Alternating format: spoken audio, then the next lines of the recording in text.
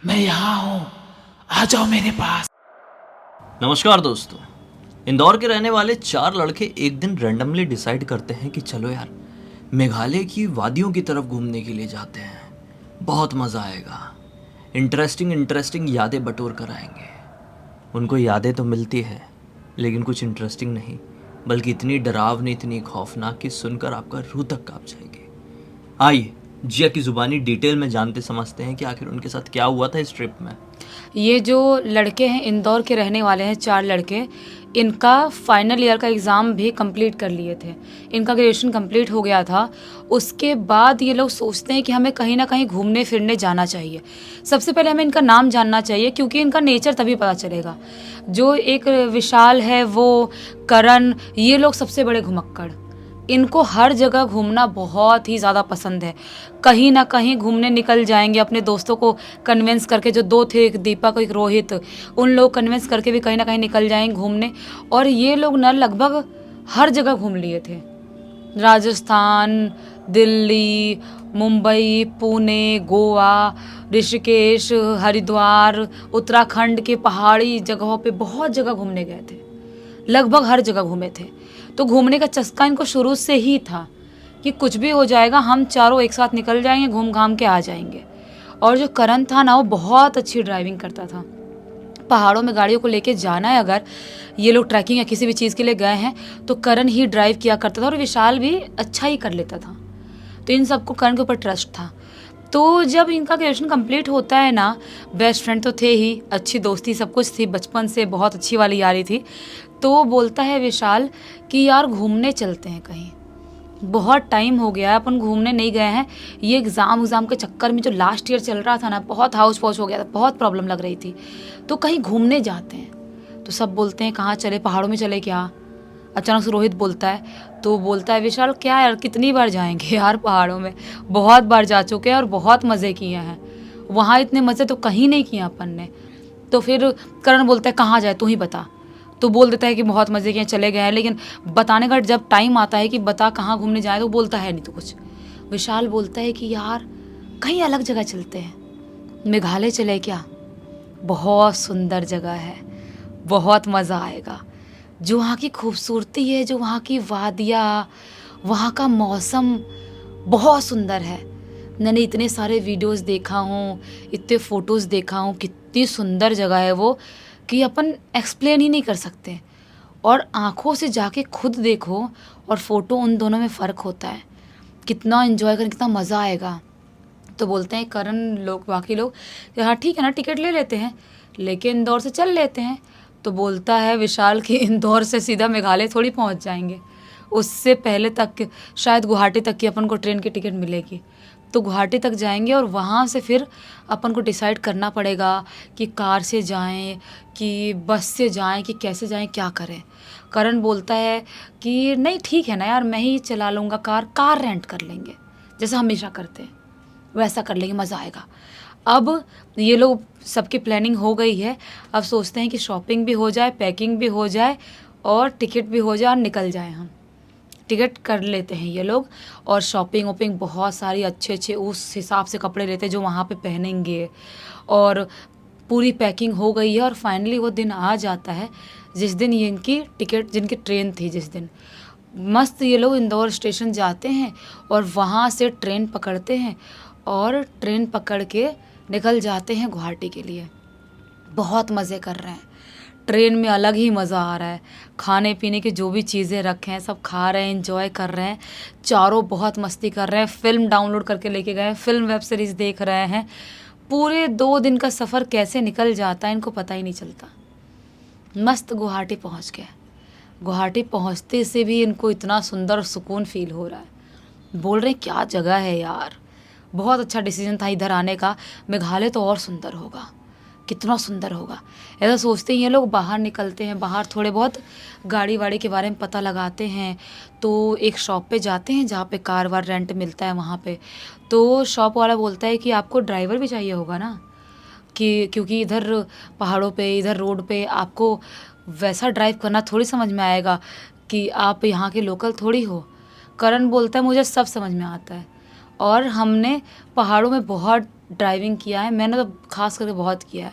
हम लोग बताता है कि इधर उत्तराखंड में भी इतना घूमते थे, ऋषिकेश गए हैं, सब जगह गए हैं, खुद ही हम ड्राइव करके गए हैं, हमें एक्सपीरियंस है, बहुत एक्सपीरियंस है। आप बस बड़ी सी गाड़ी दिखा दो जो थोड़ी नई हो, जिसकी हालत अच्छी हो, ख़राब वराब होने कोई चांस ही ना हो। तो दुकान वाला इनको बहुत सारी गाड़ियाँ दिखाता है, जिसमें से इनको लगभग 7-8 सीटर वाली जो गाड़ी होती है बड़ी वाली, वो पसंद आती है। थे 4 लोग लेकिन चाहिए 8 सीटर, समझ लो वैसा वाला लॉजिक था इनका। और नई भी थी अच्छी खासी, सब चेक वेक करते हैं, एकदम सही थी कि कहीं ख़राब हो ही नहीं सकती। ये वो गाड़ी लेते हैं और गाड़ी लेके निकल जाते हैं, मस्त कुछ घंटों तक ड्राइव करते हैं, एक ढाबे पे जाते हैं, वहाँ पे मस्त मस्त चीज़ें खाते पीते हैं, जो भी वहाँ की फेमस डिशेज है, फेमस खाना है, वो सब खा पी के थोड़ा बहुत पानी, चिप्स उप्स, कुरकुरे सब कुछ अपने कार में पीछे डालते हैं, और डाल के ये लोग लेके निकल जाते हैं मेघालय वाले रोड पे वापस से। इन लोगों ने ना एक जगह डिसाइड किए थे कि हम लोग ना मेन वैसी जगह नहीं जाएंगे जहाँ पे बहुत भीड़ भड़ाका हो, बहुत सारे लोग हो। हम ऐसी जगह जाएंगे जहाँ पे सुकून हो, शांति हो, कम लोग जाते हो। और इन्होंने नेट पे सर्च किए थे एक जगह के बारे में, वो जगह वैसी ही थी। वो जगह ऐसी थी कि वहाँ पे होम स्टे जो होटल मिलते हैं वो मुश्किल से 1-2 होंगे तो बड़ी बात है। उस जगह के बारे में सर्च किया तो बहुत ही सुंदर शांत जगह। ये अपनी कार लेके निकल गए हैं, काफ़ी घंटे तक ड्राइव किए करते करते करते लगभग शाम का टाइम हो गया। अचानक से ज़ोर ज़ोर से बिजली कड़कने लगी और बारिश होने लगी। और जैसी बारिश हुई, एक्साइटमेंट इनकी और बढ़ गई। वाह यार, मेघालय में घूमेंगे कितना मज़ा आएगा। मतलब बोलते हैं ना, बादलों की रानी, पहाड़ों की रानी मेघालय, कितनी सुंदर जगह है यार। और क्या नज़ारा दिख रहा है, क्या सुकून मिल रहा है। ऐसे ड्राइव कर रहा है करण, और विशाल बाजू में बैठा है, और रोहित और दीपक पीछे बैठे हैं। ये ड्राइव करते करते करते काफ़ी आगे निकल गया, पतली पतली सड़क पे निकाल रहा है। अचानक से रोड के बीचों बीच करण को एक अंकल जी खड़े दिखाई देते हैं। अंकल जी ने ऊपर पहना था वाइट कलर का कुर्ता और काली धोती, इतनी लंबे लंबे दाढ़ी है और लंबे लंबे बाल हैं। अंकल रोड के बीचों बीच खड़े हैं। ये अचानक से ब्रेक मारता है, घिस करके गाड़ी वहीं पे रुकती है। अचानक ब्रेक मारा, अंकल जी देखे इसको, और ये कुछ बोल नहीं रहा। अंकल जी वहीं के वहीं बीच में खड़े हैं। करण बोलता है, अंकल जी, मुंह निकाल बोलता है, साइड हट जाओ। अंकल जी धीरे धीरे करके इनकी कार की तरफ आते हैं। कार के विंडो ही खोल के रखा है करण ने। करण बोलते हैं, क्या हुआ अंकल जी, आप बीच रोड पे क्यों खड़े हो? ऐसे में तो कोई भी तेज रफ्तार की कार आके आपको ठोक के निकल जाएगी, आप ऐसे बीच में क्यों खड़े थे? अंकल जी मतलब टूटी फूटी हिंदी में बोलते हैं कि तुम उस गांव की तरफ जा रहे हो क्या, जिस गांव के बारे में उन्होंने सर्च किए थे? ये बोलते हैं हाँ। करण बोलता है हाँ। अंकल जी बोलते हैं टूटी फूटी हिंदी में, अच्छे से हिंदी नहीं आ रही थी, कि तुम उधर मत जाओ, उस गांव की तरफ मत जाओ, वो तुम्हें जाने नहीं देगी। तो बोलता है करण कि क्या हो गया अंकल, आप ऐसे बीच रोड पे खड़े थे, आप ऐसी ऐसी बात कर रहे हो, हमें किसी से डर थोड़ी लगता है, और हम लोग चोरी करने थोड़ी निकले हैं, हम तो घूमने निकले हैं, और कहीं पर भी घूम सकते, टूरिस्ट प्लेस है ये। अंकल जी फिर से बोलते हैं, वहाँ मत जाओ, जिंदा नहीं बचोगे। बोलते हुए उधर मत जाओ, जिंदा नहीं बचोगे। अंकल कहीं आगे निकल गए। धुंध, बारिश, ज़ोर ज़ोर से झमझम झम करके बारिश हो रही है, धुंध फैला हुआ है, धुएं में कहीं अंकल जी निकल गए। अभी भी करण ही ड्राइव कर रहा है। ड्राइव करते करते करते काफ़ी और आगे निकले, आधे घंटे करीब ये लोग एक अलग से गांव वाले एरिया में एंटर करे हैं, जो गांव किसी ज़माने में टूटा फूटा सा गांव होगा, जो बैलगाड़ी के जो चक्के होते हैं, जो टूटे फूटे मिट्टी के घर हैं, जो काफ़ी साल पहले बने होंगे और टूट गए होंगे, वैसा नज़ारा, वैसा गांव दिखाई दे रहा है। अभी भी करण ड्राइव करते करते सब ये भी बाहर का नज़ारा देख रहे हैं। देखते देखते देखते अचानक से करण ज़ोर से ब्रेक मारता है। थोड़ा थोड़ा अंधेरा हो गया था। जैसे ही ज़ोर से ब्रेक मारता है, सब ऐसे झटका लेते हैं। दीपक और करण गिरने गिरने होते हैं, पीछे बैठे थे, ऐसा गिरने जैसा। विशाल भी होता है। विशाल बोलता है क्या हो गया भाई? करण बोलता है आगे आगे देख, जैसे ही आगे विशाल और करण देखते हैं, एक लड़की रोड के बीचों बीच खड़ी है, जिसने काले कलर की साड़ी पहनी हुई है मैली सी, और बस ऐसे इनकी तरफ देख ही रही है, ऐसे खड़ी है। बहुत ही अजीब वियर्ड सा लगता है करण को। करण बोलते पागल है क्या यार लड़की, वो अंकल भी पागल, ये लड़की भी पागल, रोड के बीचों बीच लोग क्यों खड़े हो जा रहे हैं आके यहाँ पे। तो बोलते हैं पीछे से दीपक और रोहित की, क्या कर यार, जाके बोले क्या हम। तो करण बोलता है कि नहीं, मैं पिक करता हूँ कार का, नहीं तो मैं एक काम करता हूँ, साइड से निकाल लेता हूँ, साइड से निकाल लेता हूँ, छोड़ना, रोड तो चौड़ी अच्छी खासी। वो उस लड़की के पास से अजीब सा ऐसे मूर्ति बने खड़ी थी, उस लड़की के पास से जैसे ही कार निकालते हैं, झटके से वो लड़की वहीं पे गायब, निकालते से ही गायब। चारों को चारों फोकस उनका वहीं पे था कि लड़की को लगी तो नहीं, ठुकी तो नहीं, लेकिन कहीं दिखाई नहीं दे रही है। अचानक से धक से होता है करण को, और करण बहुत ज़ोर से घबरा जाता है। विशाल को बहुत तेज डर लगने लगता है, करण के हाथ कांपने लगते हैं। कार वहीं पे रोक देता है, और जैसे ही कार रोकता है, विशाल बोलता है क्या कर रहा है भाई, ड्राइव कर तू, ऐसा क्यों, क्या कर रहा है तू। तो करण बोलता है कि भाई मैं विशाल नहीं कर पाऊँगा ड्राइव, एक काम कर, तू ड्राइव कर ले। विशाल बोलता है ठीक है। विशाल अब ड्राइव करना चालू करता है, करण बाजू में बैठा, दोनों पीछे बैठे हैं। इन दोनों आगे वाले लड़कों की ज़्यादा हालत ख़राब है, एकदम घबराए हुए हैं। लेकिन विशाल हिम्मत करते करते कैसे कैसे ड्राइव करता है, और लगभग 2 घंटे और ड्राइव करने के बाद ये लोग उस लोकेशन पे पहुंचते हैं जिसके बारे में पता लगा के रखे थे। एकदम ही सुनसान, ऊपर पहाड़ी टाइप का लोकेशन है, अलग ही वीराना फैला हुआ है, वहाँ पे धुंध फैला हुआ है, थोड़ी थोड़ी झिमझिम झिमझिम करके बारिश हो ही रही है। जिस होम स्टे के बारे में पता लगाए थे, वहाँ पे जाके अपनी कार रोकते हैं। एकदम ही पुराना सा 2nd 3rd फ्लोर तक का घर दिखाई दे रहा है, अलग ही वीरान जगह है वो। ये वहीं पर अपनी कार रोकते हैं, और कार रोक के अंदर की तरफ एंटर करते हैं। रिसेप्शन के पास आते हैं तो लगभग अधेड़ उम्र के एक अंकल रिसेप्शन में बैठे हुए हैं, 40-45 साल की उम्र हो रही होगी। वो अंकल के पास जाके करण बोलता है, अंकल हमें रूम मिल जाएगा क्या, हमको आज रात स्टे करना है, कल का नहीं पता, कल शायद हम कहीं और के लिए निकल जाए, लेकिन आज रात स्टे करना है, और हम यहाँ पे बारिश में फंसे हुए हैं।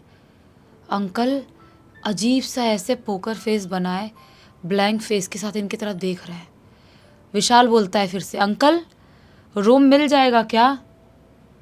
अंकल बोलते हैं, वो लड़की ने तुम्हें देखा तो नहीं, तुमने उसको कुछ बोला तो नहीं। ये बोलते कौन सी अंकल। अचानक से घबराहट हो जाती है विशाल और करण को, कौन सी अंकल। अंकल बोलते उस लड़की ने देखा तो नहीं। बोलते कोई लड़की ने कुछ नहीं देखा हमको, आप बताओ आपके पास रूम है कि नहीं, घबराते हुए बोलते हैं। अंकल बोलते हैं 2nd फ्लोर, रूम नंबर 305। ये बोलते हैं कि अच्छा ठीक है, पैसा वैसा जो भी है हम आपको अभी दें या सुबह। अंकल बोलते हैं जैसा भी करना है कर लो, सुबह देना सुबह दे दो, कोई टेंशन नहीं है। ये लोग अपना कार से सामान निकालते हैं, कोल्ड ड्रिंक वगैरह जो भी चिप्स कुरकुरे जो भी चीज़ें लेके आए थे, और ये लोग 2nd फ्लोर पे सीढ़ियों से होते हुए पहुंच जाते हैं।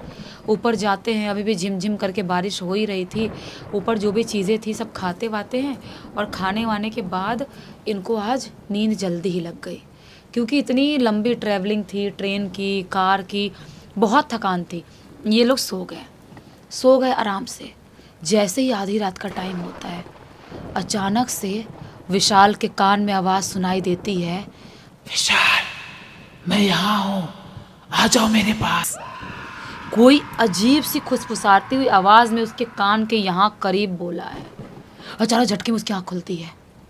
विशाल घबराया हुआ सा उठता है, और उठ के हाँ ऐसा करके चारों तरफ देखने लगता है, कोई दिखाई नहीं देता है। तभी अचानक से विंडो के बाहर से खट खट खट खट छप छप छप छप कुछ तो अजीब सी आवाज़ सुनाई देती है।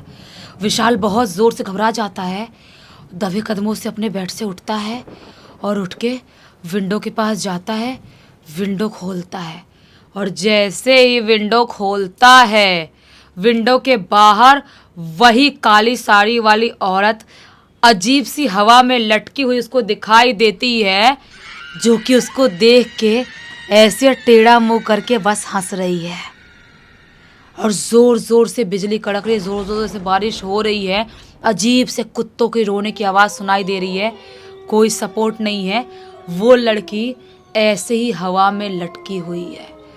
उस लड़की को जैसे ही देखता है ज़ोर से चीख देता है, और जैसे चीखता है सब भड़बड़ाते हुए उठते हैं और भागते उसके पास आते हैं। बोलता है विशाल, वो लड़की, वो लड़की नहीं, चुड़ैल है, वो अजीब से हवा में लटकी, उसको देखो।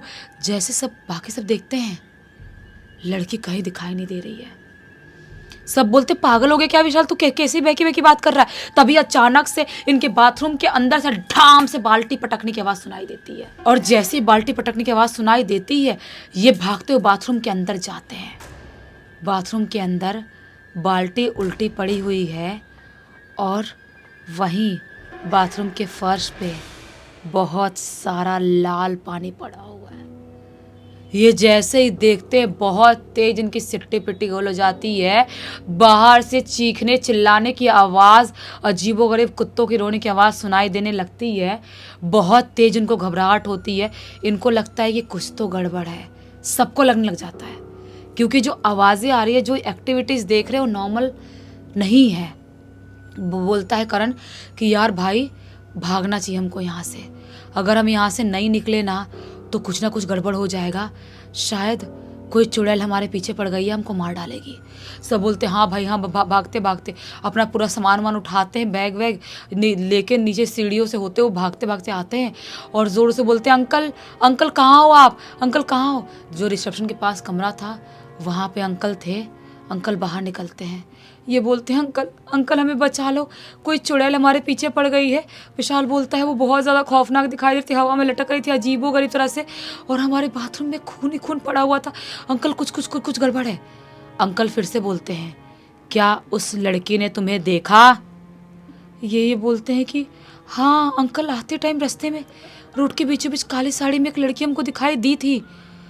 तो अंकल बोलते हैं मैंने तुमसे पूछा, तुमने बताया क्यों नहीं, तुम यहाँ क्यों रुके रात में, और रुके तो रुके, अब तुम शायद जिंदा भी नहीं बचोगे, क्योंकि जिसको भी वो देखती है उसे ख़त्म करके रख देती है। तो विशाल बोलते हैं अंकल आप कुछ करो, आप ना पैसे ले लो अपना, हम लोग अपनी गाड़ी से निकल रहे हैं, अभी तुरंत निकलेंगे, हम यहाँ नहीं रुक पाएंगे।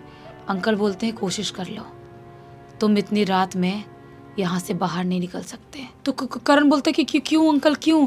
अंकल बोलते हैं कोशिश करना है तो जाके कर लो। ये अपना सामान गाड़ी में डालते हैं और गाड़ी स्टार्ट करने की कोशिश करते हैं, लेकिन गाड़ी स्टार्ट नहीं हो रही है।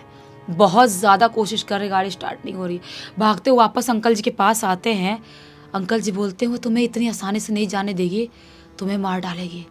तो ये लोग रोते हुए बोलते हैं अंकल कौन है, क्यों मार डालेगी, बताओ तो सही। अंकल बोलते हैं आज से 40 साल पहले की बात है, जो तुम रास्ते में आ रहे थे वहाँ पर तुम्हें एक टूटा फूटा सा गांव दिखाई दिया होगा। ये बोलते हैं हाँ। अंकल जी बोलते हैं 40 साल पहले वो भरा पूरा गांव हुआ करता था। उस गांव में बहुत सारे लोग रहते थे, उनके जानवर भेड़ बकरियां सब रहते थे। उसी गांव में रहती थी एक कम उम्र की लड़की, जिसके घर वाले नहीं थे, माँ बाप सिर्फ दादी थी। और उसकी दादी की मृत्यु के बाद लोगों ने ये बोलना चालू कर दिया कि वो लड़की डायन है, अपनी दादी को मार डाली, पूरे गांव में सबको मार डालेगी, हमारे जानवर बीमार पड़ रहे हैं, लोग बीमार पड़ रहे हैं, उसकी वजह से बीमार पड़ रहे हैं, उस लड़की को मार डालो वरना वो डायन सबको ख़त्म करके रख देगी। और एक दिन लोग इसी अंधविश्वास की वजह से उसके पास आते हैं और पत्थर मार मार के उस लड़की को ख़त्म कर देते हैं। ख़त्म होने के टाइम पर उस लड़की ने चीखते चिल्लाते हुए बोला था इस सड़क से, इस गांव से जो कोई भी गुजरेगा वो जिंदा वापस नहीं जाएगा, मेरा श्राप लगेगा उससे। तब से गांव के लोग इतने परेशान होने लगे, धीरे धीरे करके पता नहीं गांव के लोग कहाँ गायब हो गए, कहीं चले गए नहीं पता, लेकिन जो कोई भी उस रास्ते से आता है और वो लड़की उसको दिखाई देती है तो उसे वो मार डालती है। ये बोलते हैं अंकल कैसे भी करके हम आज रात में यहीं बैठ कर निकालते हैं, प्लीज़ आप हमें सब सपोर्ट करो। अंकल जी बोलते हैं मैं आग जलाता हूँ। आग वहाँ पे लगाते हैं अंकल, और वहीं पे ये लोग बैठते हैं और पूरी रात बैठे बैठे निकाल देते हैं। सुबह के टाइम पे वापस से कार स्टार्ट करने की कोशिश करते हैं, लकीली कार स्टार्ट हो जाती है। कार स्टार्ट करके अंकल को थोड़ा एक्स्ट्रा पैसे देते हैं, दे के ये लोग सीधा गुवाहाटी के लिए निकलते हैं, कहीं नहीं घूमते हैं, क्योंकि इतनी खौफनाक घटना घट गई थी इनके साथ। गुवाहाटी आते हैं, वहाँ पे जिनका कार था उनको देते हैं और सीधा ये लोग ट्रेन में बैठ जाते हैं, क्योंकि सबके सब बहुत बुरी तरह से बीमार हो गए थे, सबको बुखार इतना चढ़ गया था, शरीर मानो आग की तरह जल रहा था। ये गुवाहाटी से ट्रेन में बैठ के अपना इंदौर आते हैं और घर वालों को बताते हैं इनकी तबीयत बहुत ख़राब थी।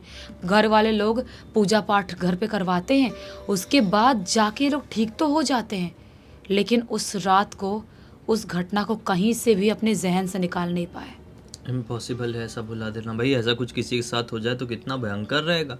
इस घटना की जानकारी किसके थ्रू मिली? और इस पूरी घटना की जानकारी खुद ब खुद करण ने लिख के भेजा है। बताओ, बड़ी हिम्मत लगी होगी कहानी लिखने में भी, वो सारे विजुअल्स जो याद आ रहे होंगे। खैर, उम्मीद करते हैं कि इस कहानी के थ्रू आपको एक बहुत अच्छी सीख मिली होगी। तो इसी बात पे इस वीडियो को लाइक कर देना, चैनल को सब्सक्राइब कर देना। इंस्टाग्राम, हमारी वेबसाइट और हमारी गेमिंग चैनल का लिंक डिस्क्रिप्शन बॉक्स में मिल जाएगा। इंस्टाग्राम में ऐसी कोई कहानी आपके पास है, कोई घटना है, तो उसकी जानकारी हमको लिखकर भेज सकते हैं। हमारी वेबसाइट में आके हमारे प्रोडक्ट और सर्विसेज चेकआउट कर लेना, बड़ी काम की चीज़ है वहाँ पर। और हमारा गेमिंग चैनल, वहाँ पर होगा आपका मनोरंजन दुगना। बाकी यहाँ पर कल तो बिल्कुल ऐसे ही मिलते हैं, तब तक के लिए बहुत बहुत धन्यवाद। आपका दिन शुभ हो।